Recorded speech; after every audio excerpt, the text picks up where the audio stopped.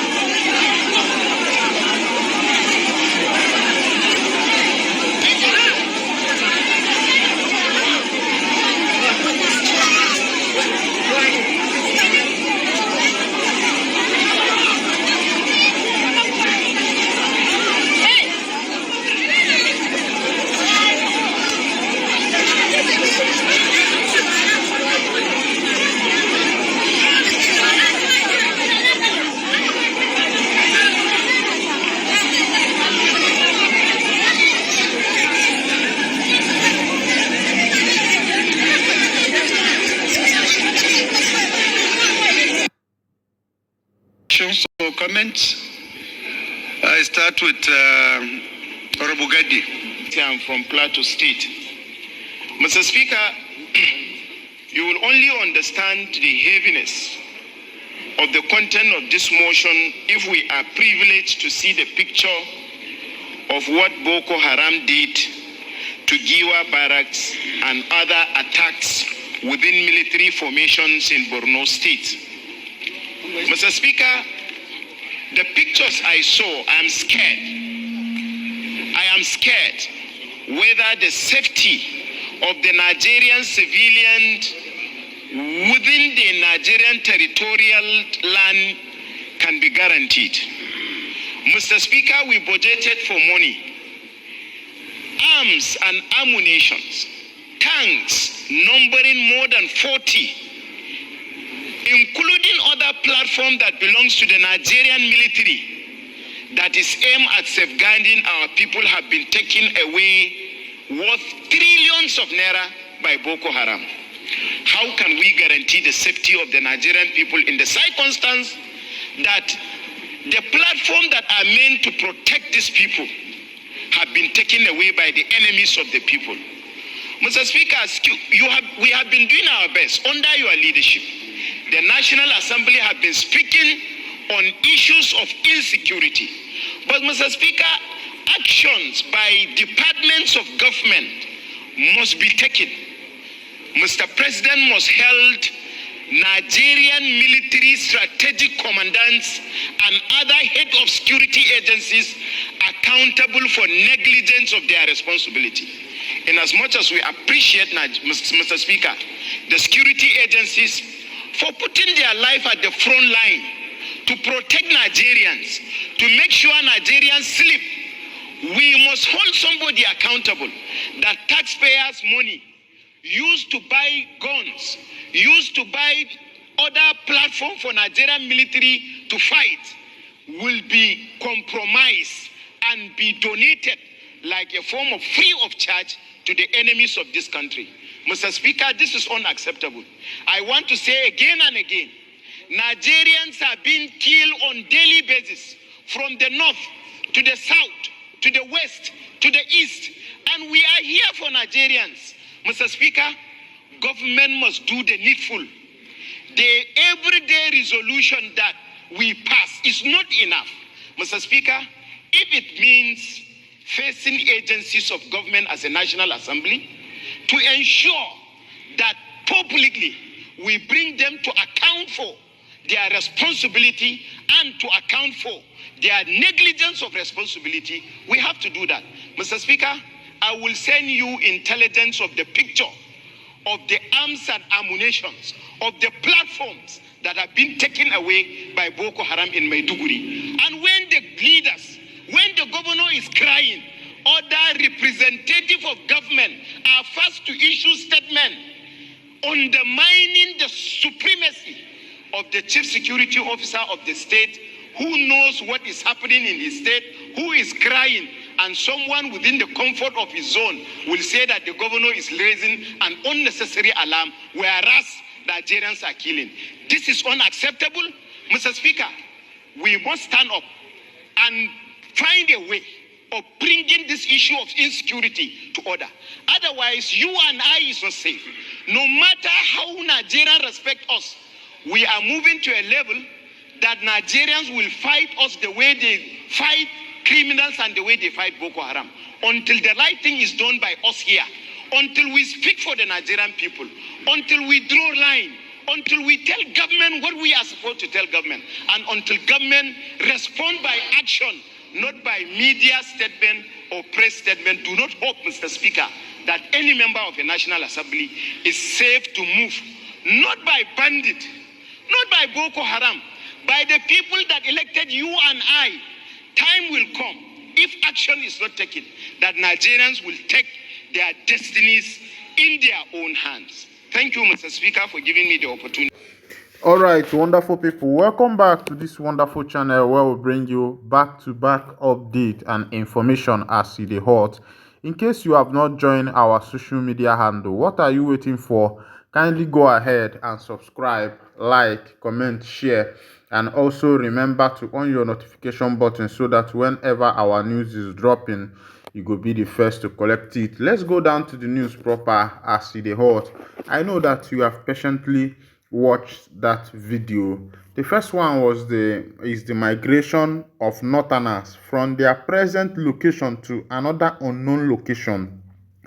The reason why I used another unknown location is that these people don't even know where they are going. They don't even know their fate. They don't even know what is going to happen next. They don't even know what is going to become of their life in the next minute.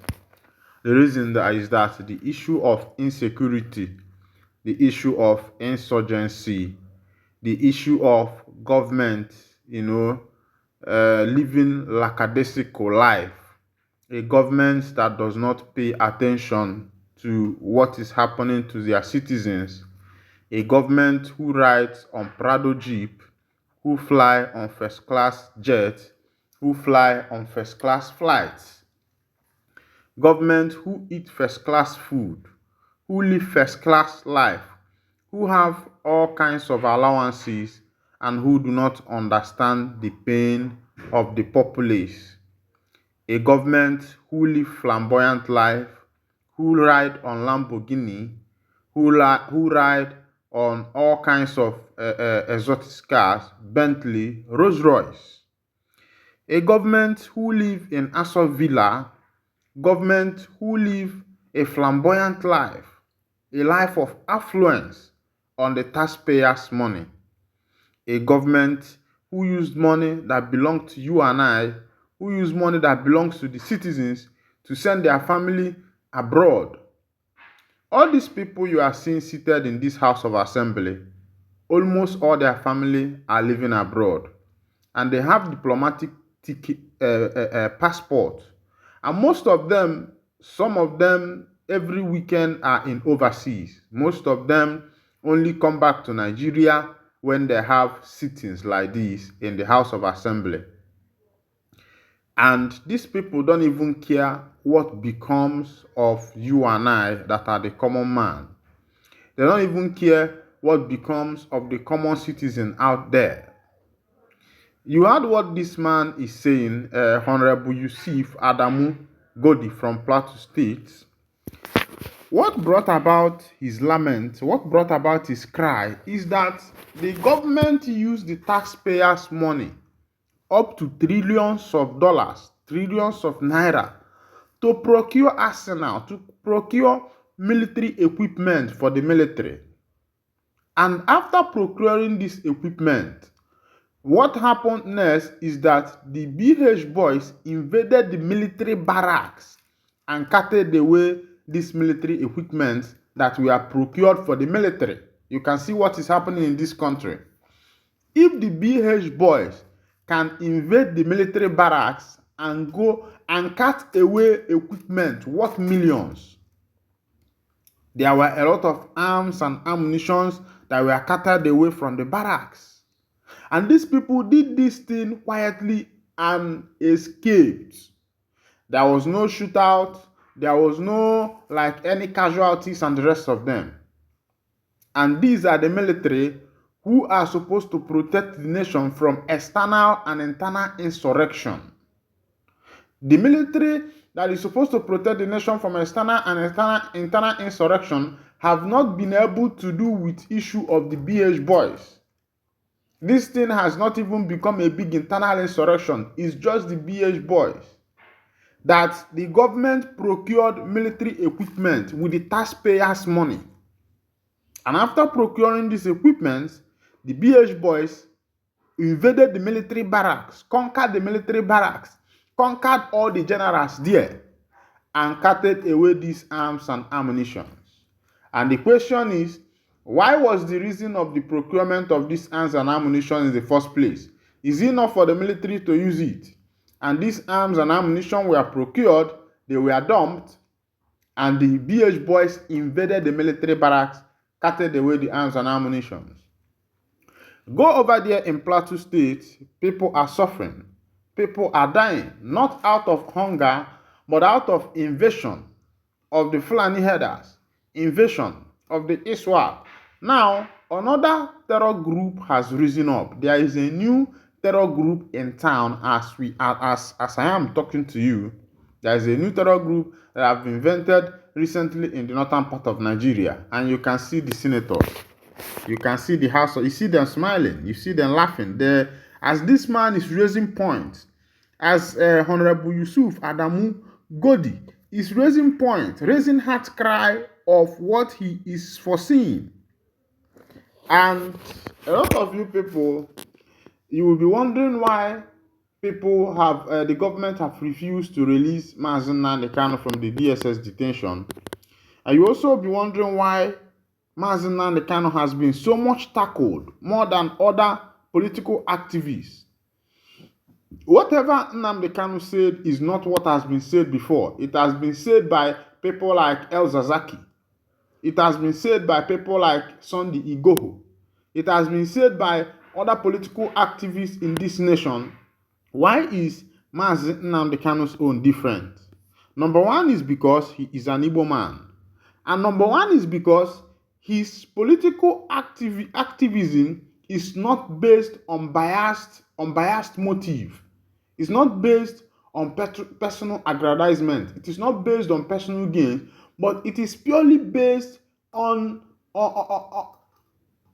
redeeming the people from their suffering, redeeming the populace from their suffering, because the people have suffered a lot under this government, under the parasite government, because the government we have is a parasite government. And of course, you know what is parasite.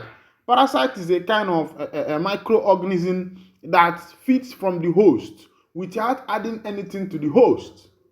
The current government we have and the government we had in this nation has always been a parasite government. A government who feeds on the wealth of the nation, a government who feeds on the taxpayers' money, a government who feeds on the natural resources without adding any value to the state, without adding any value to the nation. The government we have or had over time have not added any value to the people. What we keep seeing is diminishing of wealth, diminishing of natural resources, diminishing of everything that this nation has. The politicians are feeding on them. The politicians are making their gain on them. They are wearing big agbadas, riding big cars, riding Prados, sending their children abroad. One day, like Honorable Yusuf Adamu Godi said, the citizens will rise up themselves and fight for themselves. Mazen Nnamdi Kanu have made this prophecy. He has prophesied it over time. And what is happening in the Sahel region today, he said it before now. That the Hausas think that the Igbos are their problem. Meanwhile, there are ISWAP. There are other people about to invade their territory. And as one man, the Kanu was saying these things, it has not become too open. But as it is now, it has become the order of the day. When will this nation rise up? When will our political leaders rise up? When will the people who we call our leaders rise up to the task? When will they remember that they were voted into power, or that even some of them that bought their way into power are there to represent the people? All right. Thank you for listening. God bless you.